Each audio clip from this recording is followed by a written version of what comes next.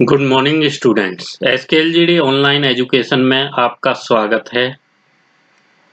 आज हम एनिमेशन का एक और पार्ट करेंगे जिसमें हम इमेज पे जब माउस का यूज करते हैं तो वो इमेज कैसे इंटरेक्टिव होती है और कैसे हम उसमें जो हॉवर है वो इफेक्ट्स इसमें यूज करते हैं कि माउस पे जैसे ही माउस द्वारा इमेज पे हमने माउस को रखा तो इमेज थोड़ा सा इफेक्ट डालती है।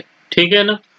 तो आज हम इसके बारे में बात करेंगे और कल जो डिस्कशन करेंगे वो हम CSS gallery with light box के बारे में डिस्कस करेंगे कि हम कैसे लाइट बॉक्स का यूज करके भी CSS का यूज कर सकते हैं। तो सबसे पहले आज बात करते हैं CSS में। तो गैलरी में हम क्या है, सबसे पहले हमें HTML लिखा मैंने, इंटरनल स्टाइल शीट का ही यूज करेंगे यहाँ पे टाइटल के बाद। ठीक है ना। टाइटल के बाद मैंने यहाँ पे स्टाइल का यूज किया, स्टाइल टाइप CSS। इसके बाद मैंने यहाँ क्या किया, अब मैंने सपोज करो जैसे मेरे पास फाइल है, अब मुझे क्या है एक बॉक्स चाहिए। क्या करना है, बॉक्स। तो मैंने क्या किया, मान के चलो बॉक्स भी चाहिए होता है ना, कुछ मार्जिन्स भी चाहिए, इमेज के कुछ कंटेनर भी चाहिए। तो इमेज का हम अगर यूज कर रहे हैं तो हमें इमेज तो चाहिए ही चाहिए, है ना। तो मैंने एक स्टार लगाया है यहाँ पे। स्टार लगाने के बाद फिर से मैंने ये, अब यहाँ पे बॉक्स साइजिंग का यूज करूंगा मैं। बॉक्स, देखो बॉक्स साइजिंग लिखा हुआ आ गया। ठीक, बॉर्डर बॉक्स इसमें यूज किया मैंने, बॉर्डर बॉक्स का। ठीक, ये मेरा कंप्लीट हुआ। इसके बाद मैंने क्या किया, यहाँ पे HTML और बॉडी। ठीक है, HTML एंड बॉडी का यूज करता हूँ, सॉरी बॉडी। ओके, बॉडी के बाद फिर से मैंने, अब इनमें जो हमें यूज करना है, जैसे मार्जिन मैंने दे दिया 0, है ना। मार्जिन मैंने अपनी तरफ से 0 रखा। ओके, उसके बाद अगले में पैडिंग का यूज किया मैंने, पैडिंग भी 0। ठीक, अब पैडिंग होने के बाद मैंने अब यहाँ पे डॉट इमेज, ये डिव क्लास में हम यूज करते थे ज्यादातर, है ना। इमेज कंटेनर का यूज किया, container. Okay, dot image container. अब मैंने फिर से कर्ली ब्रैकेट, देन मार्जिन मैंने क्या है 0 और ऑटो, मार्जिन 0, उसके बाद ऑटो। इसके बाद मैंने विड्थ 80%। ठीक है, विड्थ, सॉरी विड्थ 80%। उसके बाद मैंने यहाँ पे बॉक्स शैडो, क्योंकि बॉक्स शैडो बहुत जरूरी है। इसमें क्या है, हमें बॉक्स शैडो की बहुत रिक्वायरमेंट रहती है। जैसे 0, 15px, है ना। उसके बाद 30px, 30px, RGB A। फिर मैंने यहाँ पे लिया 0, 0, कोई भी कलर दे सकते हैं, 0, है ना। 3 टाइम्स या 4 टाइम्स मैंने 0 का यूज किया।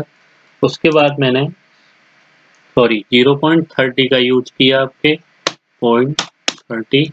ओके, फिर मैंने इसको यहाँ पे कॉमा लगाया, फिर एक और वैल्यू ली, क्योंकि हम कई मटेरियल्स, जो मटेरियल हैं बॉक्स साइज के, उसके लिए हम इसका RGBA का यूज कर रहे हैं यहाँ पे। ठीक है, जो मटेरियल्स यूज कर सकते हैं हम, उन मटेरियल्स में इसका यूज किया। तो 0, अगला मैंने 11px का यूज किया, सॉरी px, देन 8px का यूज किया। ठीक है ना। उसके बाद फिर से मैंने RGBA का यूज किया और फिर से मैंने इसके आउटपुट को 0, 0, 0, 0 और 0.22 यूज किया। ओके, यहाँ पे ये हमारी प्रोग्रामिंग क्या है, इसके ये जो पार्ट था इतना पार्ट हमारा फिनिश हुआ। ठीक, अब मार्जिन बॉटम में लेना है हमें। मार्जिन कहाँ लेना है, मार्जिन बॉटम प्रॉपर्टी यूज कर रहे हैं तो 20px मार्जिन लिया बॉटम में। और आपको पता है हमें ट्रांजिशन की बहुत रिक्वायरमेंट रहती है। जब भी ट्रांजिशन की बात करेंगे तो transition duration is the most important part of the animation, so that we can take 5 seconds. मैंने कितना लिया यहाँ, 5 सेकेंड्स का यूज किया। ठीक, तो ये था मेरा इमेज। अब मैंने मान के चलो अगर मैं 4 इमेज ले रहा हूँ तो जो हमारा आउटपुट आएगा वो 4 इमेज के अकॉर्डिंग आएगा। जितनी आप इमेज लोगे उस इमेज के अकॉर्डिंग अपना आउटपुट यहाँ पे शो कर सकते हैं। ठीक, मान के चलिए मैंने एक और पार्ट लिया यहाँ पे, डॉट इमेज कंटेनर लिखा, यही सेम इमेज कंटेनर। और यहाँ पे मैंने एक इफेक्ट बताया था जिसका नाम था होवर। ठीक है, होवर का यूज किया। इसके बाद मैंने ये, ठीक, होवर लिखने के बाद मैंने बिट्स 90%, बिट्स और बढ़ाए है ना, बिट ज्यादा रखी है तो 90%। उसके बाद फिर मैंने बॉक्स शैडो, एक बार फिर बॉक्स शैडो लिया। अब बॉक्स शैडो का यूज में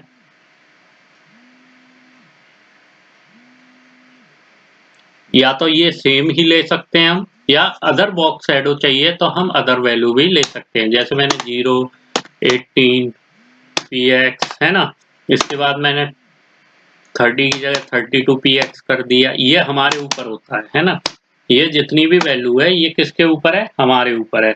तो मैंने 32 px लिया। फिर RGBA, ये कोडिंग काफी बड़ी है। ठीक है ना, तो इसको अभी हम पूरी कोडिंग कर रहे हैं और तब तक इस वीडियो को पॉज कर देते हैं। जैसे ये कोडिंग होगी वहां पे हमने जो प्रोग्रामिंग की बेटा, इसमें ऐसे हमने इमेज कंटेनर, इमेज डिस्क्रिप्शन इनका यूज किया। और यहाँ पे आपने देखा कि जो इमेज कंटेनर था हम वो डिव क्लास में यूज कर रहे थे। किसमें, डिव क्लास के लिए इसका यूज किया गया था। फिर हमने वहां पे इमेज इंसर्ट की, और इमेज इंसर्ट करने के बाद बॉक्स शैडो का भी यूज किया है हमने, ट्रांजिशन ड्यूरेशन भी यूज किया है, बिट्स भी हमने 80% यूज की है ना। तो इस तरह से हमने यहाँ पे इमेज का यूज किया। अब आपको बता दें, जैसे img src जो इमेज थी वो हमने यहाँ पे इंसर्ट की div क्लास के साथ। उसके अलावा हमने ये कुछ पैराग्राफ लिखे। पैराग्राफ लिखने के बाद जैसे उनका टेस्ट अलाइन सेंटर था और ये पैडिंग की वैल्यूज ली गई पैराग्राफ्स में। हाइट और विड्थ यहाँ पे वर्क नहीं कर रही। ठीक है, जो हाइट और विड्थ दे रखी है ये वाली वर्क ना करके कौन सी करेंगी, जो हम CSS प्रॉपर्टी में विड्थ और हाइट देंगे। यहाँ पे हमने जो CSS में हाइट और विड्थ दी है ये ही वर्क करेगी। देखिए कैसे, देखे जैसे ही हमने माउस रखा थोड़ा सा एनिमेशन हुआ, यानी ट्रांजिशन इफेक्ट स्टार्ट हो गया। ये देखिए आपको इमेज का ट्रांजिशन इफेक्ट आपको दिखाई दे रहा होगा जैसे ही अदर पे गए। ठीक है ना, तो इस तरह से हम यहाँ पे ट्रांजिशन इफेक्ट का यूज करते हैं।